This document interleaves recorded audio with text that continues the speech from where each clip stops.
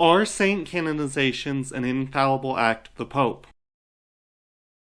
Welcome to Intermarifica, New Mexico, the channel where we look at things of wonder from the perspectives of faith and reason, philosophy and theology. I'm your host, Daniel Kelly, and today what we're looking at is one of the wonders of our faith is the saints in heaven.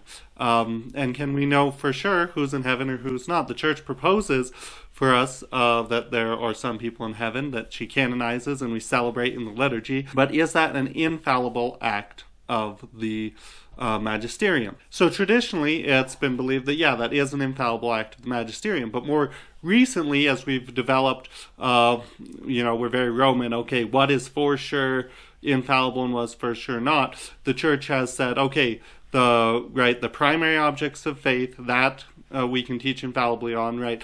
The stuff that Jesus handed on through the apostles, the deposit of faith, and then through the apostles to the bishops to the whole church in every age, right?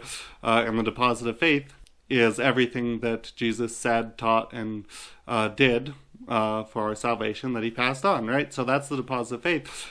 Things concerning that, so the primary objects of faith, that those are the church can teach infallibly on.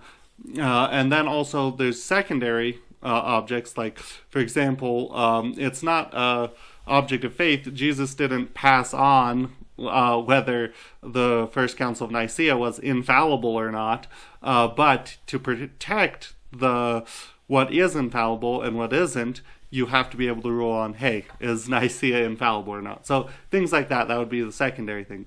So if you look at the saints in heaven, it doesn't seem that they fall into these two categories. People have recently said, for example, Cardinal Avery Dulles, right? He said the saints don't really seem to fall into either of these two categories. For example, Jesus can't have handed on, well, he could have, but it doesn't. We have absolutely no evidence that Jesus handed on that Saint Elizabeth Ann Seton was going to be a saint, right? And that's part of the deposit of faith. No, that's silly. So it can't be the primary thing, but secondary, it could be secondary, but what doctrine is it protecting that's part of the primary? And it seems like, not really any. There's not really any doctrine affected if Saint Elizabeth Ann Seton isn't really in heaven, right? So that's the framework where we're trying to think about this infallibility of the canonization of the saints. But those arguments don't necessarily convince me. I agree with all the parameters, but not necessarily the conclusions there. So think about it this way. Part of the deposit of faith definitely is the intercession of the saints, the communion of saints, right? All of that. So you can think about it as like this bottle that's given to you is that article of faith, the communion of saints. But is what's in the bottle unrelated to that bottle? I think it's pretty obvious. No. So with that analogy, you can say, okay, yeah, then the saints are directly related. But not so quickly on that either. Because if the bottle is what's being given to me by Jesus and the apostles, right, and the saints are what's put in that bottle, well, they didn't give me what's put in that bottle, that's put in later, right? So that would seem, okay, it isn't part of the deposit of faith, right? Seems pretty clear. But not so quickly again, because the church can teach infallibly on things that Jesus wouldn't have directly taught on that, but that which spring from things he directly taught. For example, hormonal contraception was not something in Jesus or the apostles' minds when they were teaching. But the church could infallibly teach that, hey, hormonal contraception is evil because of other things that they taught that it flows naturally from. So I think there's an argument to be made, and I'd be interested for someone to make it more strongly, but there's an argument to be made that the principles that Jesus passed on in the deposit of faith through the apostles would lead us to be able to infallibly say, hey, okay, this person's in heaven and this person's not. So I think that could be one way.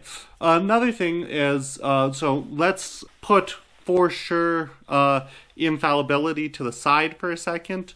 and let's think how important to the faith are the canonizations, because there's lots of things the church teaches that aren't infallible that we still need to believe. Well, I think one thing that's really, really important in looking at this is the main way that a positive faith is passed on, the main way our faith is passed on, is through the liturgy, right? Lex orandi, lex credendi. The law of what we believe is informed by the law of what we pray.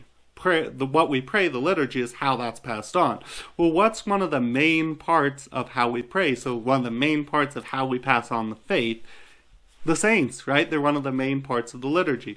So I think even if it's not infallible per se, we can have a pretty high degree of trust that these saints that have been canonized are in heaven. I think we can have a really, really, really high trust for that, no matter what you think on the case of infallibility.